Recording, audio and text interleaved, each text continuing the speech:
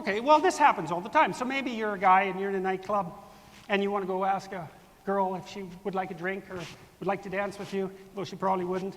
And that's your problem, that's for sure. And so you play that out in your imagination, maybe play it out 3 or 4 different ways. And why do you do that?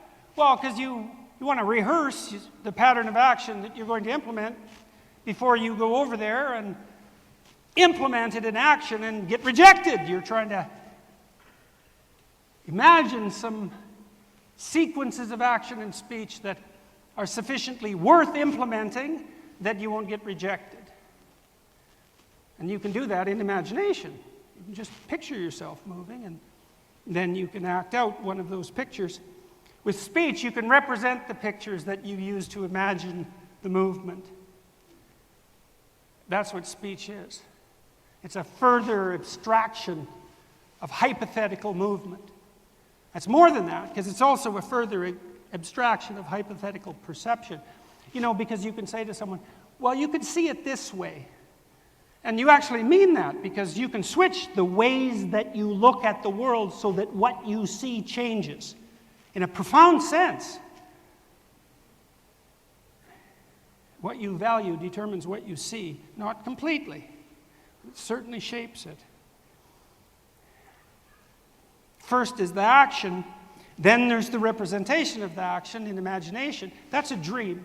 You know, when you're dreaming, there's a part of your brain that shuts off, so you're paralyzed. And if you remove that in animals, then the animals just run around when they're dreaming, and that's not a good idea because they're asleep and then they crash into things, and well, that's not so good for them. But at night, you can imagine what could be in a multitude of different ways without acting it out. Well, why is that useful? So you won't die. That's why. One of the world's greatest philosophers, and I always forget his name, I think it's Alfred North Whitehead, said, we think so that our thoughts can die instead of us.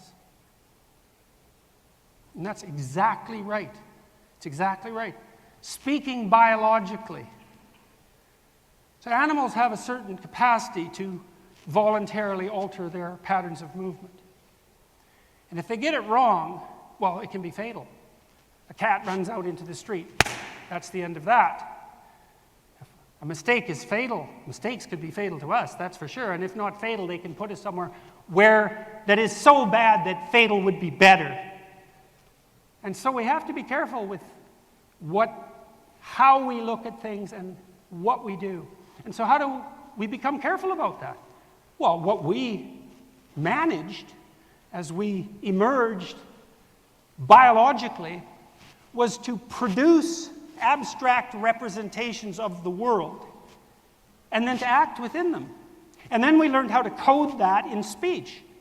And so when you tell someone a story, and of course people are completely compelled by stories, you use words to describe images of patterns of action. And why would people find that compelling? Well, it's actually because you're wise enough to have an instinct for imitation. Think about this now for a second. You admire someone. Okay, that's happened to everyone. Now, you might be disabused of that admiration. You may be betrayed. All of that. That's not the point.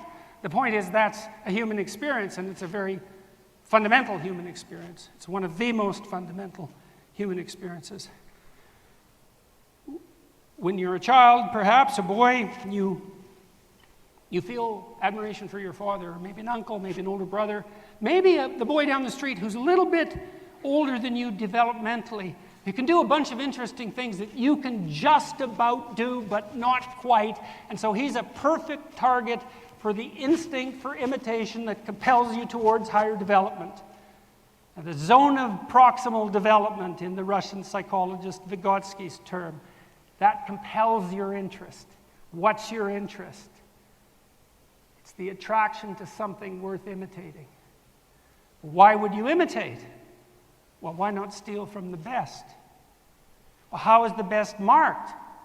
By compelling your interest. Why?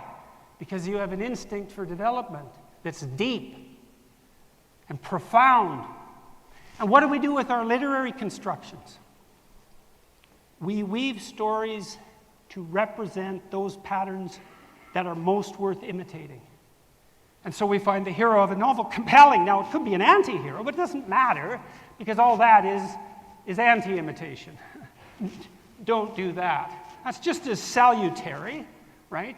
This is, you see the villain in a narrative meet a terrible end. It's like, don't imitate that. You see the heroes thrive and develop even through the vicissitudes of life. It's a definition of a hero. You know, when I used to take my kids to the movies, and we took them to scary movies, keep an eye on him. Well, things are scary. Keep an eye on him. Right? He'll get through this. And the thing about that that's so remarkable, and this is what's so compelling to children and adults as well, because obviously we will pay to go see movies, which is very strange if you think about it. It's very strange. The more you think about that, the stranger it gets. What's better? To be shielded from the horrors of the world, or to watch someone walk through them? Well, good luck getting rid of the horrors of the world. You protect your children from that, you're the horror of the world. That's the Freudian Oedipal nightmare.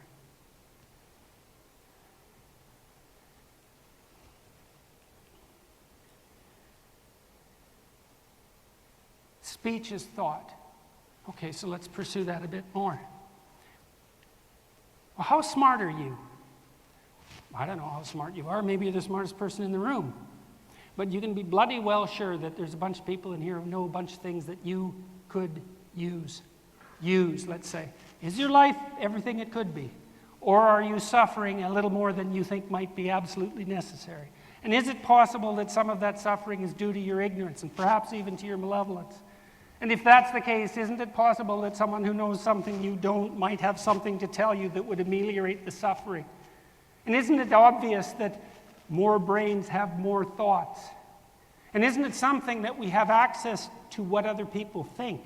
Not only now, but in the past as well. So that all of a sudden the social capacity of speech enables us to think communally. Well, why wouldn't we do that? Well, we do. We're absolutely compelled to do that. We want to know what other people are thinking.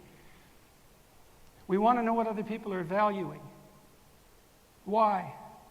Well, if they value it, it might be valuable. You know, our eyes have evolved so that the whites make the iris and pupil particularly obvious. And what that means is that all the people who came before us who had eyes that were difficult to see either didn't find a mate or were killed. Why do you want to know where someone's pointing their eyes? Because we're very visual creatures, and the center of our vision is extremely expensive in attentive terms. Now, if you look at your vision while you're looking, you'll see, I'm looking at you. I can see your face. I can't see your face at all. I see a low-resolution representation of your head. I can kind of tell that you're human, but I can't tell the sex. Maybe that's my problem. I've heard it is. Over here, believe it or not, these people are in black and white, although I can't tell that. And out here, there's nothing at all. That central vision, every single cell in that central vision is expanded 10,000 times in the primary visual cortex. That's how much horsepower is attached to that central vision. And if your entire visual field was like that, you'd need a head that would be like, well, that's not going to work out. So we move that spot around, and we move it to what we value. Why? Well, that's obvious. First of all, if we're going somewhere, we look where we're going, so we don't stumble.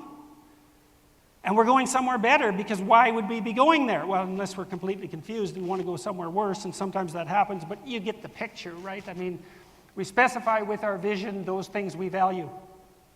And that's a fundamental discovery of late 20th century psychophysiology.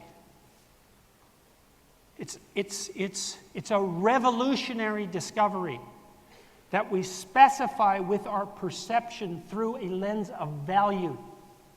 And that puts the humanities right back in the middle of the science, by the way. Because the question is, well, why do we value what we value if perception depends on that?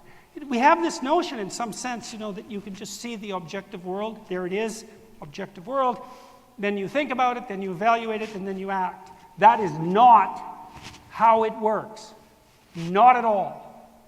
And that fact is part of the reason why we don't have ambulatory robots, why we don't have dishwashing robots. The problem of perception is far more complex than anybody ever realized.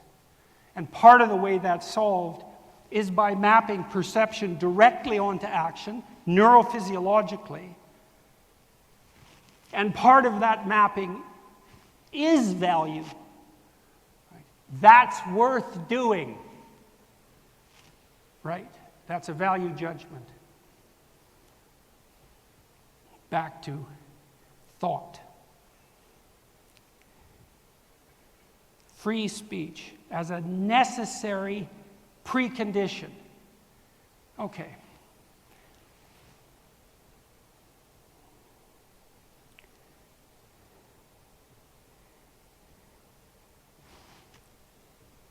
You can think of rights as a list, and you can think of them as arbitrary, and you can think of them as something granted by the government or as part of the social contract. Or you can look deeper, and you can say, we have an intuition that people have rights because we have an intuition which is partly guided by our profound narratives that certain processes are so vital that you interfere with them at your psychological and social peril. That's why the tyrant puts the hero in chains, and why that's wrong. We know that's wrong, but we don't know why. We can't say why. Well, if Rogers was right and Freud was right, and free speech is the pathway to mental health, then it becomes obvious why it's a right, unless you want everybody to be sick. And if we develop consensus around how we should see things and how we should act by exchanging our views freely, then the consensus is dependent on the process of free speech in exactly the same way that mental health is dependent on it. And then those things are nested inside of one another because, we could say, and this seems reasonable, that the optimal polity is one that simultaneously consists of people who are the least amount of mentally unhealthy that we can manage. Unless we're in favor of unnecessary suffering and misery. Free speech isn't a right among other rights. That's not the right way to look at it. It's the process by which we stop everything from degenerating into hell. It's also your highest ethical obligation. And part of that is that listening that I was discussing, right? Because that provides the forum for this process to occur. In many ways, that's what a university is. A seminar, a great seminar. Everyone listens to each other, right? And as a consequence of that and the free exchange of ideas, they're all transformed. They become more articulate. Well, I'm articulated. I have all these joints. I can move them.